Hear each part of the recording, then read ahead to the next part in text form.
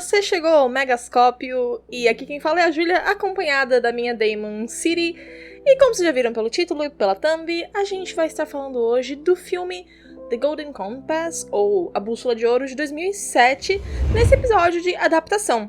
Esse é um quadro do canal onde eu leio o livro no qual a adaptação é baseada e comparo com o resultado final, falando sobre as mudanças dos livros, sobre o que eu achei que eles fizeram bem feito, o que eu achei que não foi bem legal.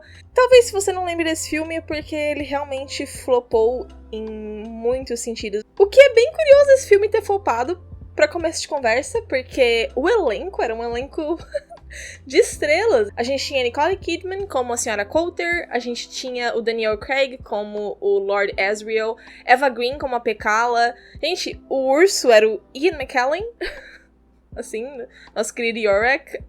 Apesar de que os efeitos especiais não ajudaram ele. Eu não vou falar mal dos efeitos especiais, porque, gente, é um filme de 2007, né?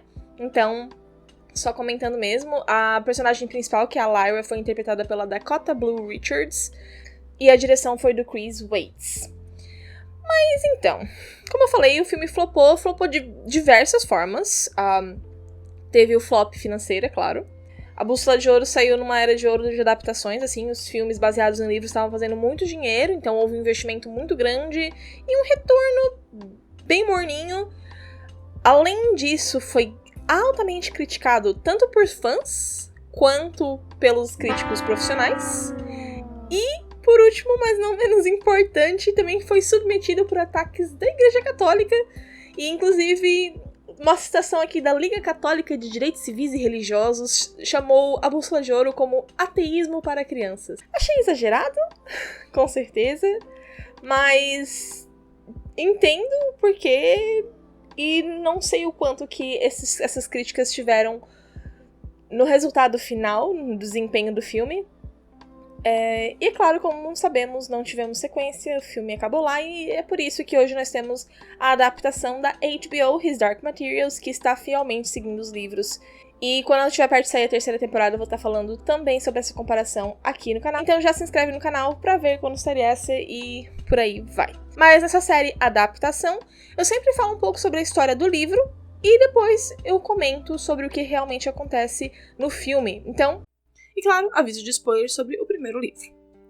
A Bússola de Ouro se passa em um universo paralelo ao nosso, onde as almas das pessoas são representadas por animais chamados de daemons.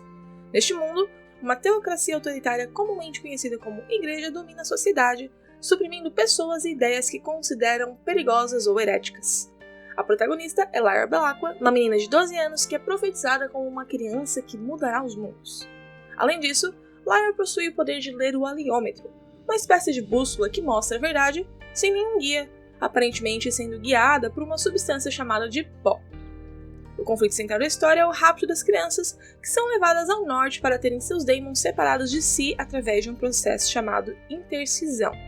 Elas sofrem esse processo pois eles acreditam que o pó está ligado ao pecado original de Adão e Eva, e como crianças não são afetadas pelo pó, eles teorizam que remover seus daemons levará a uma vida livre de pecado. A responsável pelos raptos é a Senhora Coulter, que logo é revelada como a mãe biológica de Lyra. A história mostra como a menina vai descobrindo mais sobre as teorias teológicas, sobre o pó e sobre a sua própria identidade, se envolvendo com gypsies, bruxas, ursos de armadura e, claro, à procura de seu amigo Roger, que foi levado ao norte. Depois de muito esforço, ela consegue libertar as crianças de Bolvangar, onde a incisão ocorria, e parte para sua próxima missão, que é libertar seu pai, Lord Asriel, das mãos dos ursos. Entretanto, ao chegar lá, ela acaba entregando ao Lord Asriel a última peça que faltava para seu plano de abrir uma ponte a outros mundos paralelos: seu amigo Roger. Conforme foi profetizado, ela acabou cometendo uma traição, mesmo sem saber. Lord Asriel usa a energia causada pela incisão que fez em Roger para criar uma ponte. E depois de seu amigo morrer em seus braços, Lyra decide que irá contra os desejos do seu pai e ajudará a salvar o pó. Quem assistiu o vídeo sobre Bridgertons viu que eu tinha dividido o vídeo como mudanças que eu gostei e mudanças que eu não gostei. Pra Bússola de Ouro, esse formato não vai funcionar, porque eu praticamente não gostei de nenhuma das mudanças que eles fizeram, mas o problema nem é esse. Se você for pegar o filme, você consegue identificar todos os pontos do livro, até tinham partes que as falas eram iguais, mas o que realmente prejudicou essa adaptação é a inconsistência das cenas e o fato de que esses eventos, eles estão acontecendo no filme porque aconteceram no livro. Mas como eles cortaram, afinal de contas é um livro relativamente grande para ser adaptado para um filme e tudo mais, mas foram cortados partes essenciais de ligação entre uma cena e a outra.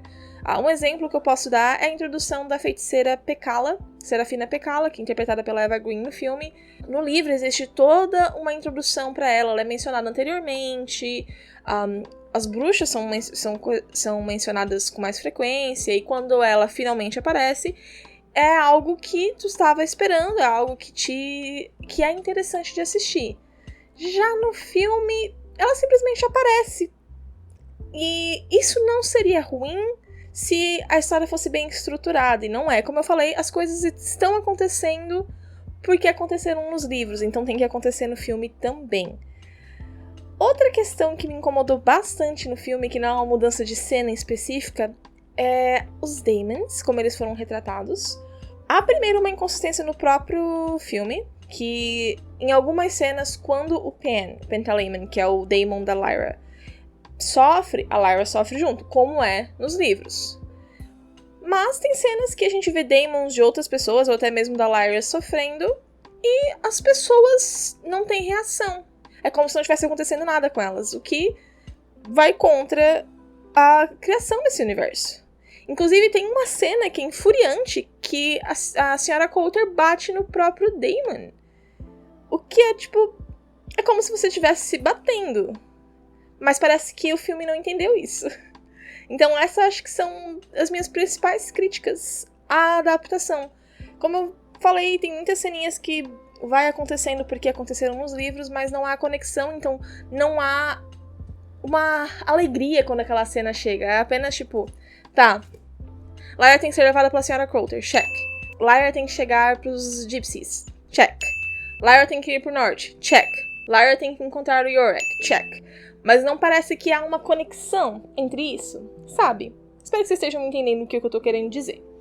E também eu achei a atuação um pouco fraca, isso não é um mérito da adaptação. Que, de novo, um elenco desses, sabe? Com gente desse porte, e eu achei as atuações muito fraquinhas, principalmente a da Lyra. Botaram o Daniel Craig num papel, assim, que o coitado... A única cena impactante dele no primeiro livro foi cortada, que é o final, que eles tinham a esperança de botar numa sequência. Antes de eu falar sobre as mudanças em específico, eu gostaria de deixar um agradecimento aos nossos padrinhos, pois sem eles esses vídeos não seriam possíveis, então muito obrigada, queridos. Se você quiser saber mais sobre o nosso financiamento coletivo, o link está na descrição. E você também pode ajudar a gente de outras formas com seus comentários, likes, inscrições e compartilhamentos. Mas falando sobre as mudanças específicas, tem muito mais as que eu vou comentar. Eu comentei as que me chamaram mais atenção e o motivo que eu acho que elas aconteceram. A primeira foi que eles mudaram quem tenta envenenar o Lord Asriel na primeira cena. Eu acho que essa mudança foi feita para deixar o mestre mais simpático. Na narração eles dizem que só existe um aliômetro, que eu acho que foi mudado pra parecer que a Lyra é mais especial, e achei desnecessário, assim. Nos livros é dito que existem até guias de como ler o aliômetro. A Lyra só é especial porque ela não precisa desses guias, mas o aliômetro em si é sim um objeto especial, é claro, mas ele não é tudo isso, assim, que o filme tenta fazer parecer. Outra coisa que eu não gostei foi como as crianças são raptadas pela Sra. Coulter. Eles fizeram esses raptos como coisas agressivas. A Sra. Coulter justamente tinha sido escolhida para o trabalho porque ela conseguia trazer as crianças de forma pacífica. As crianças queriam ir com ela. Já comentei sobre a Pecala, a mudança de toda a introdução da Pecala. De novo, eu entendo por que eles não fizeram a introdução dela pelo Daemon, por exemplo. Porque seria mais uma coisa pra ter que estar animando digitalmente, sendo que eles têm ali a Eva Green, estão pagando um cachê milionário pra Eva Green, vamos usar ela. Tudo bem, eu só não gostei da interação, eu não gostei da forma que ela foi introduzida, achei fraco. Outra mudança que eles fizeram, eu tenho certeza, é pra parecer que o personagem é mais simpático, foi o motivo do exílio do Iorek. No livro, é dito que Iorek matou um homem não, matou um urso, por causa de uma luta de amantes. Isso, inclusive, é usado como um motivo do fato do rei atual dos ursos ser mal. Porque o Yorick matou esse urso porque ele havia sido dopado. E ele não deu o sinal característico dos ursos de eu desisto. Então o Yorick continuou batendo até o cara morrer e por isso ele foi exilado.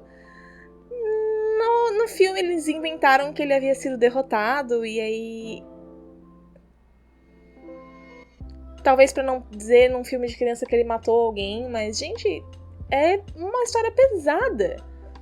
Também teve a mudança de que a criança que a Lyra encontra é o Billy Costa, que é o filho da Mama Costa, da família de gypsies que ela tá viajando. Essa é uma mudança que eu até mesmo concordaria de ter sido feita, porque se a introdução da Mama Costa e de todos os personagens tivesse sido satisfatória, essa seria uma cena extremamente impactante, porque além de tu encontrar ali a criança com o Daemon cortado, teria a reação da mãe. Só que como a gente não se importa com a mãe, a cena acaba ficando... É triste, mas... E, como eu comentei, tem essa questão das conexões. Por exemplo, por que quando ela é capturada, levaram ela pros ursos? Porque a cena dos ursos tinha que acontecer. Mas o filme quis fazer com que a cena final fosse o resgate das crianças. Então eles tinham que inventar um motivo pra fazer com que a luta entre o Yorick e o rei acontecesse. Mas não há um motivo pra aquilo acontecer. Por que um monte de soldado aleatório ia encontrar uma criança e ia pensar, vou levar essa criança pros ursos? Sabe? Não fez sentido. Pelo menos não pra mim. No geral é isso, assim, não dá pra ficar chutando cachorro morto.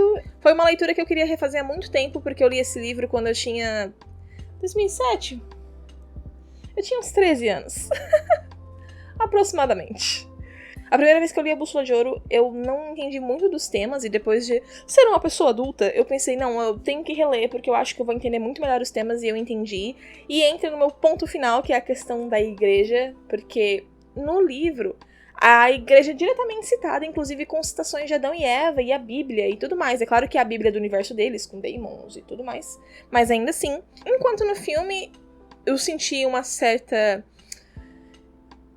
resistência, eu acho que é a palavra, de mencionar essas conexões com a igreja, mencionar a questão do pó com a igreja. Então, no livro, existe uma questão muito mais teológica envolvendo o pó, enquanto no filme o pó é uma coisa mágica que não compreendemos. É claro que no livro acaba sendo uma coisa mágica que a gente não compreende também, mas tem essa base teológica que no filme foi completamente cortada. E voltamos ao fato de que muito provavelmente se deve ao medo de enfurecer a igreja, que não adiantou de nada, porque os simbolismos continuaram lá. E observando calmamente, tu consegue ver bem essa conexão com a igreja católica e o filme. Mas então é isso, minha gente. Espero que vocês tenham gostado dessa... Acaba sendo mais uma análise do que uma comparação. Se você não é inscrito no canal ainda, considere se inscrever para ter mais papos como esse. E a gente se vê na próxima. Mega beijo. Ah, e deixa um like que eu esqueci de pedir. Tá? Vamos mendigar likes que o YouTube precisa pros algoritmos. Mega beijo!